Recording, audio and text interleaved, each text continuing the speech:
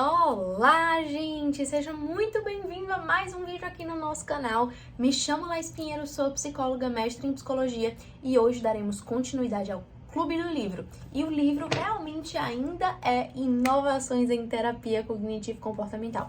Estamos indo para o capítulo de número 4, que diz respeito à reestruturação cognitiva de pensamentos automáticos. E hoje eu te pergunto, se você pudesse descrever o que é uma reestruturação cognitiva de pensamentos automáticos, como você descreveria? Para te ajudar a pensar na definição que você daria sobre esse ponto, eu vou te ajudar com um exemplo.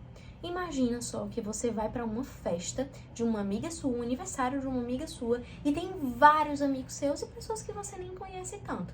E aí você tá lá conversando com essas pessoas e tudo, e de repente você fala uma coisa ali que você não gostaria de ter falado, mas que só você sabe que você não gostaria de ter falado. Foi uma coisa super tranquila de ser dita.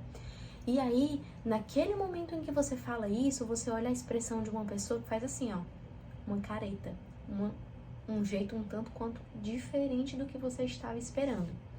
Naquele momento, automaticamente vem na tua mente, meu Deus, eu tenho certeza que essa pessoa tá achando que eu sou uma pessoa muito doidinha. Ou então, nossa, eu tenho certeza que o que tá passando agora na mente dessa pessoa é isso, isso e isso. E aí a gente acaba fazendo inferência sobre o que o outro pode estar pensando. Isso é um pensamento automático distorcido. É uma distorção cognitiva chamada leitura mental, na qual nós acreditamos que sabemos o que está passando na mente de outra pessoa sem nem ter evidências para isso. Porque, por exemplo, essa pessoa pode ter feito sim uma careta, mas não necessariamente significa que ela estava pensando aquilo que você pensou. Ela poderia, por exemplo, ter tido uma cólica muito grande naquele momento e ela sentiu dor e de repente fez uma careta. Ou então ela pode ter tido um dia péssimo e não estava ali como habitualmente ela tá. Ou seja, existem outras opções que podem ter feito com que aquela pessoa tenha feito uma careta. Mas, na verdade, você ali acreditou como uma verdade absoluta que tinha sido algo relacionado a você, que talvez não tenha nem sido em relação a isso. Então, quando a gente pensa sobre reestruturação cognitiva de pensamentos automáticos, nós estamos falando em nós, enquanto terapeutas cognitivo-comportamentais, ajudarmos os nossos pacientes a, primeiro, identificar os pensamentos, analisar os nossos pensamentos, analisar a precisão, a veracidade daqueles pensamentos, como que tem sido as nossas emoções frente àqueles pensamentos e novas formas de enxergar a realidade baseadas na verdade. Porque um pensamento distorcido, ele é apenas um pensamento. É uma interpretação na qual nós realizamos da realidade. Então, a gente vai ajudar o nosso paciente exatamente nisso. No momento em que ele expressa ali pra gente, de puxa, eu pensei tal coisa quando aquela pessoa fez aquela atitude. Aí você pode pensar pra ela, nossa, de 0 a 100%, o quanto você acredita que ela estava pensando isso. Ela pode falar assim, nossa, eu acredito 60%. E aí você pode questionar pra ela, puxa, então existem 40% que você não acredita que foi isso. O que mais poderia ter sido? E aí ela pode trazer outras opções de enxergar a realidade. Ah, não, ela poderia tá se sentindo mal, ela poderia ter recebido uma notícia ruim naquele momento. Então, você já vai trabalhar com aquele paciente de, nossa, então existem outras opções mesmo para enxergar essa realidade, né? Não necessariamente foi sobre você. Então, você vai mostrar para ele que existe essa distorção cognitiva de que, puxa, de fato, você fez uma distorção cognitiva naquele momento, né? Você utilizou da leitura mental para enxergar essa situação. Porém, não é uma verdade absoluta, porque nós não teremos como saber de fato o que se passa na cabeça daquela pessoa, só se ela compartilhar com a gente, né? Aí sim, tudo bem, mas no momento em que é só a minha interpretação, é muito injusto, tanto com a gente como com a situação em si, a gente ter certeza ali do que aquela pessoa tá sentindo, o que ela tá pensando, quando na verdade é algo que não está muito sob o nosso controle. E aí, imagina só, no momento em que você acha que é sobre você, você muda o seu comportamento, você fica fechada, você não quer mais falar nada, e aí você fica se policiando para ter uma atitude extremamente bacana ali para aquela pessoa, e aí imagina só como isso traz sofrimento. né? Porque a partir de uma situação que você enxergou ali, que pode nem ter sido verdade, você muda completamente o teu comportamento em si. Então, analisando um pouco sobre isso, eu queria que você entendesse também que, olhando para a reestruturação cognitiva de pensamento automático, nós vamos ajudar ao nosso paciente a verificar os pensamentos, a identificar a veracidade deles, os fatos concretos que comprovam, por exemplo, que aquele pensamento não é verdadeiro, ou se é verdadeiro, ajudarmos a trabalhar com esse fato, tá bom? Então, vamos para esse capítulo e vamos juntos para mais essa aventura.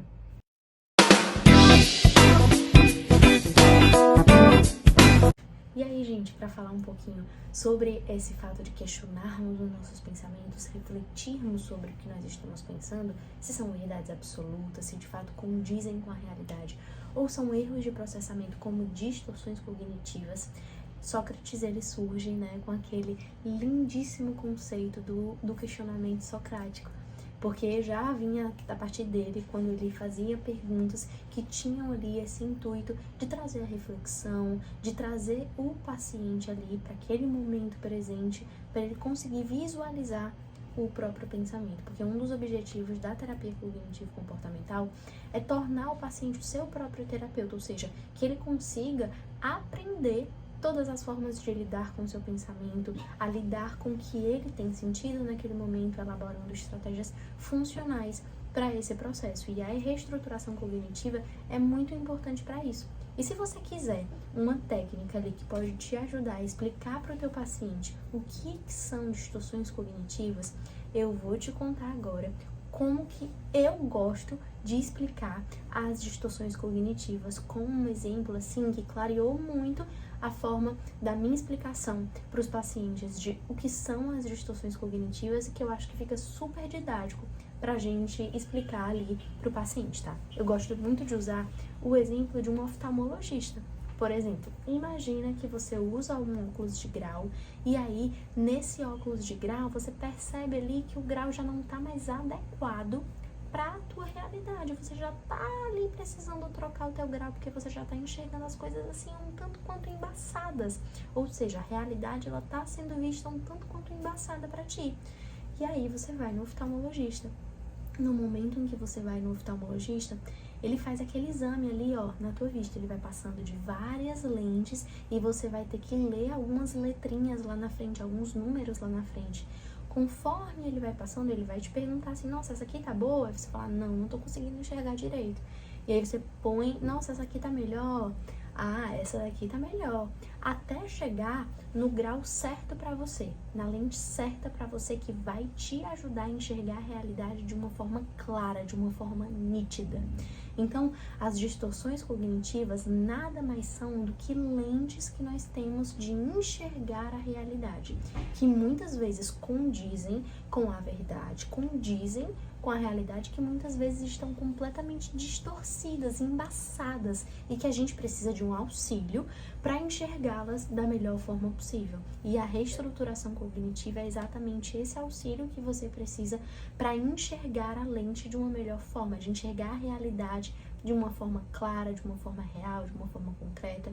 E aí, voltando para esse exemplo do oftalmologista, imagina que você, hipoteticamente, já sai do consultório com o seu óculos, feito para você, com a lente feita para você, e aí você sai do consultório e diz, nossa, agora sim eu estou conseguindo ver as coisas com mais clareza. Agora eu consigo enxergar a realidade de uma forma completamente real. Você acha que a realidade mudou? Não. Mas a tua forma de enxergar a realidade, ela mudou completamente. E tudo a partir da lente que você estava vendo a realidade. Então, nós que utilizamos a terapia cognitivo-comportamental, vamos ensinar para os pacientes o que são as distorções cognitivas e como trazer o teu pensamento para um pensamento mais real, para um pensamento mais verdadeiro, para a partir disso conseguirem também sentir a alegria, sentir o prazer que é vivenciar o aqui e agora de uma forma real e concreta. Então, esse é um dos passos em que nós vamos conseguir trabalhar a reestruturação cognitiva com os nossos pacientes. Outro ponto também muito importante para nós trabalharmos com os nossos pacientes é diferenciar pensamento de emoção. Por exemplo, às vezes você pode chegar para o teu paciente e ele relata uma situação que o deixou muito angustiado e você pode chegar para ele e perguntar assim, nossa, quais os principais pensamentos que vieram na tua mente quando tu viveu essa situação? Pode ser que ele te fale assim, nossa, eu fiquei muito triste, nossa, eu fiquei ansioso demais, eu realmente fiquei nervoso, e ele não consiga identificar o que de fato ele pensou sobre aquela situação, porque é mais simples a gente identificar como foi assim a nossa emoção, ou mesmo que não seja tão fácil identificar a emoção, a gente consegue dizer ali, por exemplo, nosso comportamento, não, eu me estressei muito, eu gritei com a pessoa, eu fiz tal coisa. Então, é mais fácil a gente ter acesso a emoções, a comportamentos, a sensações fisiológicas, por exemplo, nosso meu corpo tremeu todo, ou então, nosso meu coração bateu muito acelerado. Esses pontos são mais fáceis. E para isso, para ajudar o pensamento, o paciente a diferenciar emoção de pensamento, a gente pode trabalhar com ele o registro de pensamentos diários, que é porventura no momento em que estiver ali acontecendo alguma situação que mexa com ele identificar, ele colocar num papel mesmo qual foi a situação, o que era que ele estava fazendo naquele momento, o pensamento que veio na mente dele, o que de fato tinha pensado ali naquele momento, a emoção, que foi que ele sentiu e como que ele se comportou. Porque ele vai levar para você esse registro de pensamento e pode ser que ele, na primeira vez que faça, acabe também confundindo ali pensamento e emoção, e a gente com psicoeducação, de mostrar para ele o que são as emoções, quais são as emoções, como são os pensamentos, ele vai começar a já na sua prática identificar tudo isso e, consequentemente, ter mais consciência dos pensamentos que ele tem trazido. Para a partir do momento em que ele traz mesmo os pensamentos, a gente trabalhar com os pensamentos que ele tem trazido, se são pensamentos verdadeiros ou não, trazendo sempre esse bem-estar para o paciente. Outro aspecto que pode te ajudar bastante a trabalhar essa reestruturação cognitiva com os teus pacientes são experimentos comportamentais. Porque imagina só, se o teu paciente ele tem na mente dele assim, nossa, eu não consigo falar em público. Não consigo, não dá, não é pra mim. E aí você pergunta, né, como que foram as experiências dele falando em público? Ele fala, nossa, eu nunca falo, porque eu já não consigo mesmo, então eu nem vou. Quando é pra eu falar, eu não vou. Ou seja, ele tem esse pensamento que acaba sendo reforçado com o fato dele não ir. Porque talvez não signifique que ele não consiga, mas como ele não se permite também ir, reforça o pensamento de que eu não consigo. Então a gente vai ajudá-lo a colocar em prática, comportamentalmente falando, e ele começar a perceber, tipo, puxa, foi difícil na primeira vez, foi difícil na segunda vez, na terceira eu até tô conseguindo, na quarta, nossa, eu consegui. Então, o fato de nós trabalharmos o comportamento também, a ativação comportamental em alguns momentos, é muito importante para nós trabalharmos os pensamentos, porque por vezes os nossos pensamentos surgem mesmo por nós não colocarmos em prática algumas coisas. E aí vem na nossa mente de que a gente não consegue, mas talvez seja o fato de a gente não colocar em prática, e não o fato de nós não conseguirmos. Talvez não seja a capacidade que seja levada em consideração, mas simplesmente o fato de não colocarmos em prática. Então, isso também é muito importante.